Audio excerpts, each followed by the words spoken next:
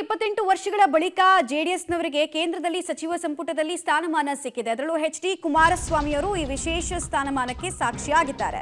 SM. Krishna Ambareesh ಬಳಿಕ ಮಂಡ್ಯದಿಂದ ಎಚ್.ಡಿ.ಕೆ ಅವರಿಗೆ ಕೇಂದ್ರ ಸಚಿವ ಸ್ಥಾನ ಭಾಗ್ಯ ಲಭ್ಯ ಆಗಿದೆ. ಕೇಂದ್ರ ಸಚಿವ ಸ್ಥಾನದ ಹೆಗ್ಗಳಿಕೆಗೆ ಪಾತ್ರರಾದ ಎಚ್.ಡಿ. ಕುಮಾರಸ್ವಾಮಿ ಅವರ ಮುಂದೆ ಹಲವು ಸವಾಲುಗಳಿದೆ. ಬಿಕಾಸ್ ನಿರೀಕ್ಷೆಯ ಬೆಟ್ಟವೇ ಅವರ ಮುಂದಿದೆ. ಪ್ರಚಾರದ ವೇಳೆ ಕಾವೇರಿ ವಿಚಾರವನ್ನು ಪ್ರಸ್ತಾಪ ಮಾಡಿದ್ರು. ಮೇಕೆದಾಟು ಯೋಜನೆಯನ್ನ ಕೂಡ ಎಚ್.ಡಿ. ಕುಮಾರಸ್ವಾಮಿ ಅವರು ಪ್ರಸ್ತಾಪಿಸಿದ್ರು. ಸೊ ಜನ ಸಾಕಷ್ಟು ಆಸೆಯನ್ನ ಇಟ್ಕೊಂಡಿದ್ದಾರೆ. ಜನರ ಆಶೋತ್ತರಗಳಿಗೆ ಕುಮಾರಸ್ವಾಮಿ ಅವರ ಉತ್ತರ ಹೇಗಿರುತ್ತೆ ಅನ್ನೋದೇ ಈ ಕ್ಷಣದ ಕುತೂಹಲ. ಮಂಡ್ಯ ಜನರ ಕೃಷಿ ಅಭಿವೃದ್ಧಿಯ ಹಲವು ನಿರೀಕ್ಷೆಗಳು ಕೂಡ ಕುಮಾರಸ್ವಾಮಿ ಅವರ ಮೇಲಿದೆ. ಸ್ವತಃ ಅವರಿಗೆ ಕೃಷಿ ಖಾತೆಯಲ್ಲಿ ಕೆಲಸ ಮಾಡಬೇಕು ಅನ್ನೋ ನಿರೀಕ್ಷೆ. ಸೊ ಆ ನಿರೀಕ್ಷೆಗಳು ಸಾಕಾರಗೊಳ್ಳುತ್ತಾ ಅನ್ನೋದು ಸಂಜೆ ಅಷ್ಟೊತ್ತಿಗೆ ನಮಗೆ ಗೊತ್ತಾಗ್ತಾ ಹೋಗುತ್ತೆ. ಬಿಕಾಸ್ ಇನ್ನೂ ಖಾತೆ ಹಂಚಿಕೆ ಆಗಿಲ್ಲ. ಆದರೆ ಕೃಷಿ ಕ್ಷೇತ್ರದ ಜನ, ಆ ಭಾಗದ ರೈತಾಪಿ ವರ್ಗ ಕುಮಾರಸ್ವಾಮಿ ಅವರ ಮೇಲೆ ನಿರೀಕ್ಷೆಯ ಭಾರವನ್ನೇ ಇಟ್ಟಿದೆ. ಅದನ್ನು ಹೇಗೆ ಸಾಕಾರಗೊಳಿಸ್ತಾರೆ? ಚಾಲೆಂಜಸ್ ಅಂತೂ ಸುಮಾರಿದೆ. ಚಾಲೆಂಜಸ್ ಅನ್ನ ಹೇಗೆ ಎಕ್ಸೆಪ್ಟ್ ಮಾಡಿ ನಿಭಾಯಿಸ್ತಾರೆ? ಬಿಕಾಸ್ ಇಡೀ ಮೈತ್ರಿಯ ಇಂಪ್ಯಾಕ್ಟ್ ಪ್ಲೇಯರ್ ಯಾರು ಅಂತ ಕೇಳಿದ್ರೆ ಅದು ಕುಮಾರಸ್ವಾಮಿ ಅವರು. ಸೊ ಕುಮಾರಸ್ವಾಮಿ ಅವರು ತಮ್ಮ ಕೆಲಸಗಳ ಮೂಲಕ ಹಾಗೂ ಇಡೀ ಮಂಡ್ಯಕ್ಕೆ ತಂದಂತಹ ಅನುದಾನದ ಮೂಲಕನೇ ಜನರ ಮನಸ್ಸನ್ನ ಗೆದ್ದಿದ್ದಾರೆ. ಬಟ್ ಅವ್ರ ಮುಂದೆ ಈಗ ನೋಡಿ ಈಗಿರೋ ಸವಾಲುಗಳೇನು ಅಂತ. ಕಾವೇರಿ ಜಲ ವಿವಾದವನ್ನ ಇತ್ಯರ್ಥಗೊಳಿಸಬೇಕಾದಂತಹ ಬದ್ಧತೆಯನ್ನ ಸಂಸದರಾಗಿ ಸಚಿವರಾಗಿ ಹೇಗೆ ನಿಭಾಯಿಸ್ತಾರೆ ಕುಮಾರಸ್ವಾಮಿ ಅವರು ಅನ್ನೋದು ಕುತೂಹಲ. ಹಲವು ಸವಾಲುಗಳ ಮಧ್ಯೆ ಜ್ವಲಂತ ಸಮಸ್ಯೆಯಾಗಿ ಉಳಿದು ಹೋಗಿದೆ ಅದು. ಮೇಕೆದಾಟು ಯೋಜನೆಯ ಅನುಷ್ಠಾನಕ್ಕೂ ಕೂಡ ಇವರ ಬದ್ಧತೆ ಹೇಗಿರುತ್ತೆ ಅನ್ನೋದು ಕುತೂಹಲ. ರೈತರ ಕೃಷಿಗೆ ಆಧುನಿಕ ತಂತ್ರಜ್ಞಾನದ ಸ್ಪರ್ಶವನ್ನ ಈ ಸಲ ಹೇಗೆ ಕೊಡ್ತಾರೆ ಅಂತ. ಲಾಸ್ಟ್ ಟೈಮ್ ಅವರು ಮುಖ್ಯಮಂತ್ರಿ ಆಗಿದ್ದಾಗ ಇಸ್ರೇಲ್ ಮಾದರಿಯ ಕೃಷಿ ತಂತ್ರಜ್ಞಾನವನ್ನ ಇಲ್ಲಿಗೆ ಅಳವಡಿಸೋ ಕೆಲಸವನ್ನು ಅವ್ರು ಮಾಡಿದ್ರು. ಸೊ ಇನ್ನೊಂದು ಕ್ರಾಂತಿಕಾರಕ ನಿರ್ಧಾರ ಅಥವಾ ನಿರ್ಣಯಗಳು ಹೇಗೆ ಬರುತ್ತೆ ಅಂತ. ಕೃಷಿ ಉದ್ಯಮಗಳನ್ನ ತೆರೆಯೋದು ಕೂಡ ಅತ್ಯಂತ ದೊಡ್ಡ ಸವಾಲಿನ ಸವಾಲು ಕುಮಾರಸ್ವಾಮಿ ಅವರ ಮುಂದಿರೋದನ್ನ ನಾವು ಗಮನಿಸ್ತಾ ಇದ್ದೀವಿ. ಹಾಗೆ ರೈತರ ಬೆಳೆಗಳಿಗೆ ವೈಜ್ಞಾನಿಕ ಬೆಲೆಯನ್ನ ನಿಗದಿ ಮಾಡಿ ಆಗ್ತಾ ಇರುವಂತಹ ಅನ್ಯಾಯವನ್ನ ಸರಿಪಡಿಸಬೇಕಾಗಿರೋ ಕೆಲಸ. ಆಮೇಲೆ ಇದ್ರ ಬಗ್ಗೆ ವಾಗ್ದಾನಗಳನ್ನು ಕೂಡ ಅವರು ಮಾಡಿದ್ದಾರೆ ಪ್ರಚಾರದ ಸಂದರ್ಭದಲ್ಲೆಲ್ಲ. ಅನ್ಯಾಯ ಆಗ್ತಿರೋದನ್ನ ಸರಿಪಡಿಸೋಣ, ಬೆಲೆ ನಿಗದಿ ವಿಚಾರದಲ್ಲಿ ನಾನು ಮಾತಾಡ್ತೀನಿ, ದನಿ ಆಗ್ತೀನಿ, ಸೆಂಟ್ರಲ್ ಮಿನಿಸ್ಟರ್ ಆಗ್ತೀನಿ, ದನಿ ಆಗ್ತೀನಿ ಅಂತೆಲ್ಲ ಹೇಳ್ತಾ ಇದ್ರು. ಮಂಡ್ಯ ಜಿಲ್ಲೆಯಲ್ಲಿ ಕಾರ್ಖಾನೆಗಳನ್ನು ಕೂಡ ತೆರೆಯೋದು, ಹಾಗೆ ನಷ್ಟದಲ್ಲಿರುವಂತಹ ಕಾರ್ಖಾನೆಗಳನ್ನು ಪುನಶ್ಚೇತನಗೊಳಿಸುವಂತಹ ಅತಿ ದೊಡ್ಡ ಸವಾಲು ಕೂಡ ಕುಮಾರಸ್ವಾಮಿ ಅವರ ಮೇಲಿದೆ.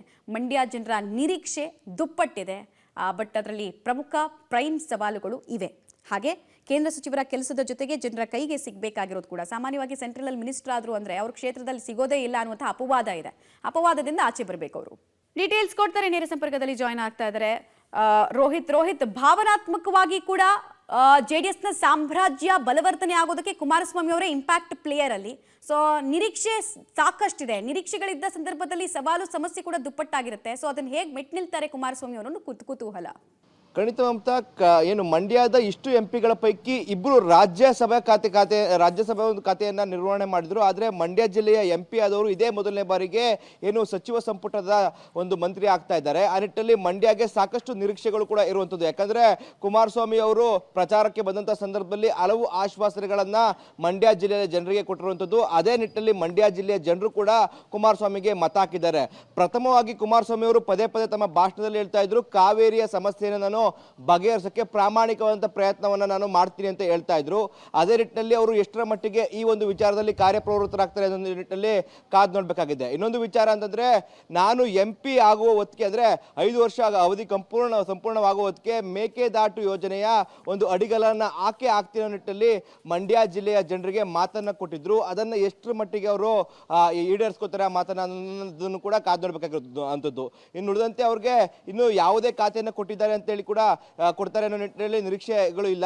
ಸದ್ಯಕ್ಕೆ ಅವರು ಕೃಷಿ ಖಾತೆಯನ್ನ ಪಡೆಯುತ್ತಾರೆ ನಿಟ್ಟಿನಲ್ಲಿ ಒಂದಷ್ಟು ಜನರು ನಂಬಿಕೆ ಇಟ್ಕೊಂಡಿದ್ದಾರೆ. ಆ ನಿಟ್ಟಿನಲ್ಲಿ ಮಂಡ್ಯ ಜಿಲ್ಲೆ ಕೃಷಿ ಪ್ರಧಾನವಾದಂಥ ಜಿಲ್ಲೆ ಆದ್ರಿಂದಾಗಿ ಕೃಷಿ ವಿಚಾರವಾಗಿ ಸಾಕಷ್ಟು ಜನರು ಒಂದಷ್ಟು ಅಭಿಲಾಷೆಯನ್ನು ಕೂಡ ಇಟ್ಕೊಂಡಿರುವಂಥದ್ದು. ಪ್ರಥಮವಾಗಿ ಬೆಂಬಲ ಬೆಲೆಯನ್ನು ಕೂಡ ಪ್ರತಿ ಒಂದು ಬೆಳೆಗಳಿಗೆ ವೈಜ್ಞಾನಿಕ ಬೆಲೆ ಮತ್ತೆ ಬೆಂಬಲ ಬೆಲೆಯನ್ನು ಕೊಡುವ ನಿಟ್ಟಿನಲ್ಲಿ ಕುಮಾರಸ್ವಾಮಿ ಅವರು ಹೇಗೆ ಕೇಂದ್ರದಲ್ಲಿ ಕೆಲಸ ಮಾಡ್ತಾರೆ ನಿಟ್ಟಿನಲ್ಲಿ ಮೊದಲನೇದಾಗಾದ್ರೆ, ಅದಾದ ಜೊತೆಗೆ ವೈಜ್ಞಾನಿಕ ಕೃಷಿಯನ್ನ ಮಂಡ್ಯ ಜಿಲ್ಲೆಗೆ ಹೇಗೆ ಅಳವಡಿಕೆ ಮಾಡ್ಕೊಳ್ತಾರೆ, ಮಂಡ್ಯ ಜಿಲ್ಲೆಯಲ್ಲಿ ಕೃಷಿ ಉದ್ಯಮಗಳನ್ನ ಹೇಗೆ ಅವರು ತರ್ತಾರೆ, ಜೊತೆಗೆ ಕೈಗಾರಿಕೆಗಳನ್ನ ಹೇಗೆ ಇಂಪ್ರೂವ್ಮೆಂಟ್ ಮಾಡ್ತಾರೆ ನಿಟ್ಟಿನಲ್ಲಿ ಮಂಡ್ಯ ಜನರು ಕೂಡ ಕಾದುಕೊಳ್ತಿರುವಂತದ್ದು. ಈ ಒಂದು ಜವಾಬ್ದಾರಿ ಕೂಡ ಕುಮಾರಸ್ವಾಮಿ ಅವರ ಮೇಲಿರುವಂತದ್ದು. ಮಮತಾ, ಧನ್ಯವಾದ ರೋಹಿತ್ ತಮ್ಮ ಮಾಹಿತಿಗಾಗಿ.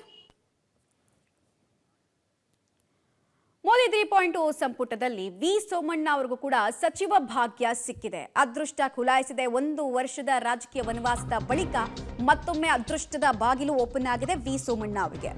ವಿಧಾನಸಭೆಯಲ್ಲಿ ಮುಗಿದಿದ್ದ ಅಧ್ಯಾಯ ಲೋಕಸಭೆಯಿಂದ ಮರು ಆರಂಭಗೊಳ್ತಾ ಇದೆ. ಹೊಸ ಇನ್ನಿಂಗ್ಸ್ ಸ್ಟಾರ್ಟ್ ಆಗ್ತಾ ಇದೆ, ನ್ಯೂ ಇನ್ನಿಂಗ್ಸ್. ಹೈಕಮಾಂಡ್ ಕೋಟಾದಿಂದ ಸೋಮಣ್ಣ ಆಯ್ಕೆ ಹಿಂದಿನ ಲೆಕ್ಕಾಚಾರ ಹಲವು. ಅದೇನು ಹಾಗಾದ್ರೆ? ಸೋಮಣ್ಣಗೆ ಕೊಟ್ಟ ಮಾತನ್ನ ಅಮಿತ್ ಶಾ ಅವರು ಉಳಿಸಿಕೊಂಡ್ರು ಅನ್ನೋ ಮಾತು ವಿ ಸೋಮಣ್ಣ ಅವರ ಆಪ್ತ ವಲಯದಿಂದ ಕೇಳಿ ಬರ್ತಾ ಇದೆ. ಸೋಮಣ್ಣ ಅವರಿಗೆ ಅದೃಷ್ಟ ಕುಲಾಯಿಸೋದ್ರ ಹಿಂದಿನ ಲೆಕ್ಕಾಚಾರಗಳು ಏನು ಅನ್ನೋದ್ರ ಡೀಟೇಲ್ಸ್ ಕೂಡ ನಾವು ಒಂದೊಂದಾಗಿ ನೋಡ್ತಾ ಹೋಗೋಣ. ಒಂದು, ಸೋಮಣ್ಣ ಅವರು ಮೊದಲ ಬಾರಿ ಸಂಸದರು, ಬಟ್ ರಾಜ್ಯದಲ್ಲಿ ಅವ್ರಿಗೆ ಬಹಳಷ್ಟು ಅನುಭವ ಇತ್ತು ಆಡಳಿತವನ್ನ ನಡೆಸಿ. ಬಿಕಾಸ್ 5 ಸಲ MLA ಆಗಿದ್ರು, MLC ಆಗಿದ್ರು, ವಿವಿಧ ಪಕ್ಷದ ಜೊತೆಗೆ ಗುರುತಿಸಿಕೊಂಡಿದ್ರು. ಇನ್ಫ್ಯಾಕ್ಟ್ ಅವ್ರ ರಾಜಕೀಯ ಜೀವನ ಸ್ಟಾರ್ಟ್ ಆಗಿದೆ ಪಾಲಿಕೆ ಸದಸ್ಯರಾಗಿ. ಸೊ ಆಡಳಿತ ನಡೆಸೋದು ವಿ ಸೋಮಣ್ಣ ಅವರಿಗೆ ಹೇಗೆ ಅನ್ನೋದು ಗೊತ್ತಿದೆ, ಅಂತವರೇ ಬೇಕು ಅಂತ ಹೇಳಿ ಆಯ್ಕೆ ಮಾಡ್ದಂಗೆ ಕಾಣಿಸ್ತಾ ಇದೆ. ಮೋದಿ 3.0 ಸಂಪುಟದಲ್ಲಿ ವಿ ಸೋಮಣ್ಣ ಅವರಿಗೆ ರಾಜ್ಯ ಖಾತೆಯ ಸಚಿವರಾಗುವಂತಹ ಭಾಗ್ಯ ದಕ್ಕಿದೆ. ಲೋಕಸಮರದಲ್ಲೂ ಕೂಡ ಅವರಿಗೆ ಜಯ ಸಿಕ್ಕಿದೆ. ಇಲ್ಲಿ ತುಮಕೂರಿನಲ್ಲಿ ಲೋಕಸಮರದಲ್ಲೂ ಕೂಡ ಜಯ ಸಿಕ್ಕಿರೋದನ್ನು ನಾವು ಗಮನಿಸ್ತಾ ಇದ್ವಿ. ಮೋದಿ ಕ್ಯಾಬಿನೆಟ್ನಲ್ಲೂ ಕೂಡ ಅವರಿಗೆ ಸ್ಥಾನಮಾನಗಳು ಲಭ್ಯ ಆಗಿದೆ. ಆ ಮೂಲಕ ವಿ ಸೋಮಣ್ಣಗೆ ಕುಲಾಯಿಸಿದೆ ಅದೃಷ್ಟ, ಡಬಲ್ ಅದೃಷ್ಟ. ಹೈಕಮಾಂಡ್ ಕೋಟಾದಿಂದಲೇ ಮಂತ್ರಿ ಸ್ಥಾನಕ್ಕೆ ಅವರು ಸೆಲೆಕ್ಷನ್ ಆಗಿರೋದು ಗೊತ್ತಾಗ್ತಾ ಇದೆ. ಹಲವು ಲೆಕ್ಕಾಚಾರವನ್ನ ಹೆಣೆದು ಸೋಮಣ್ಣ ಅವರಿಗೆ ಮಂತ್ರಿ ಪಟ್ಟವನ್ನ ದಕ್ಕಿಸಿ ಕೊಡಲಾಗಿದೆ. ಲಿಂಗಾಯತ ಕೋಟಾದಿಂದ ಮೋದಿ ಕ್ಯಾಬಿನೆಟ್ನಲ್ಲಿ ಲಾಟ್ರಿ ಸಿಕ್ಕಿದೆ ಅಂತಾನೆ ವಿಶ್ಲೇಷಣೆಗಳು ಕೇಳಿ ಬರ್ತಾ ಇದೆ. ಇನ್ಫ್ಯಾಕ್ಟ್ ಜಾತಿ ಬಲದ ಜೊತೆಗೆ ರಾಜ್ಯದಲ್ಲಿ ಕೆಲ ರಾಜಕೀಯ ಸೂಕ್ಷ್ಮಗಳನ್ನ ಪರಿಗಣನೆಗೆ ತೆಗೆದುಕೊಂಡಿದ್ರು. ಲಾಸ್ಟ್ ಟೈಮ್ ವಿಧಾನಸಭೆ ಚುನಾವಣೆಯಲ್ಲಿ ಡಬಲ್ ಕ್ಷೇತ್ರದಲ್ಲಿ ಅವರು ಸೋತಿದ್ರು. ಅವ್ರ ಕ್ಷೇತ್ರನೇ ಅವ್ರು ತ್ಯಾಗ ಮಾಡಿಬಿಟ್ಟಿದ್ರು. ಹೈಕಮಾಂಡ್ ಸೂಚನೆಗೆ ಬದ್ಧರಾಗಿ ಡಬಲ್ ಕ್ಷೇತ್ರದಲ್ಲಿ ಸ್ಪರ್ಧೆ ಮಾಡಿದ್ರು. ಅಲ್ಲೂ ಟಫ್ ಕಾಂಪಿಟೇಷನ್ ಅನ್ನ, ಟಫ್ ಥ್ರೆಟ್ ಅನ್ನ ಕಾಂಗ್ರೆಸ್ಗೆ ಕೊಟ್ಟಿದ್ರು. ಸ್ವಕ್ಷೇತ್ರ ಗೋವಿಂದರಾಜನಗರವನ್ನ ಬಿಟ್ಟುಕೊಟ್ಟಿದ್ರು. ಸೊ ಆ ತ್ಯಾಗಕ್ಕೆ ಸಂದ ರಿವಾರ್ಡ್ ಇದು ಅಂತಾನೆ ವಿಶ್ಲೇಷಣೆಗಳು ಕೇಳಿ ಬರ್ತಾ ಇದೆ. ಇನ್ಫ್ಯಾಕ್ಟ್ ಕಾಂಗ್ರೆಸ್ಗೆ ಸ್ಪರ್ಧೆನ ಸ್ವಲ್ಪ ಕಠಿಣ ಮಾಡೋ ನಿಟ್ಟಿನಲ್ಲಿ ಚಾಮರಾಜನಗರದಲ್ಲಿ ಕಾಣಿಸಿದ್ರು, ಬಲಿಷ್ಠ ಅಭ್ಯರ್ಥಿಯಾಗಿ ಕಾಣಿಸಿದ್ರು ಸೋಮಣ್ಣ ಅವರು.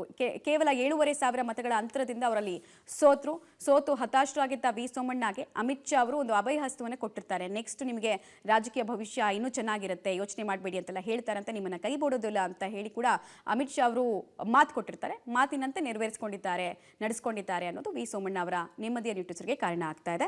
ಅಮಿತ್ ಶಾ ಅವರ ಜೊತೆಗಿನ ಒಡನಾಟ ಹಾಗೂ ನಿರಂತರವಾಗಿ ಪಕ್ಷ ಸಂಘಟನೆ ವಿ ಸೋಮಣ್ಣ ಅವರಿಗೆ ಲಾಭವನ್ನ ಮಾಡಿಕೊಟ್ಟಿದೆ ಅಂತ ವಿಶ್ಲೇಷಣೆಗಳು ಕೇಳಿ ಬರ್ತಾ ಇದೆ.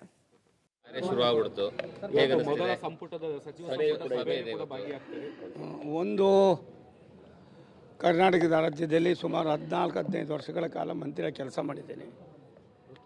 5 ಬಾರಿ ಶಾಸಕನಾಗಿದ್ದೀನಿ, 2 ಬಾರಿ ವಿಧಾನ ಪರಿಷತ್ತಿನ ಸದಸ್ಯನಾಗಿದ್ದೀನಿ, 2 ಬಾರಿ ಬೆಂಗಳೂರು ಮಹಾನಗರ ಪಾಲಿಕೆ ಸದಸ್ಯನಾಗಿ ಹಲವಾರು ಹುದ್ದೆಗಳಲ್ಲಿ ಕೆಲಸ ಮಾಡಿದ್ದೇನೆ.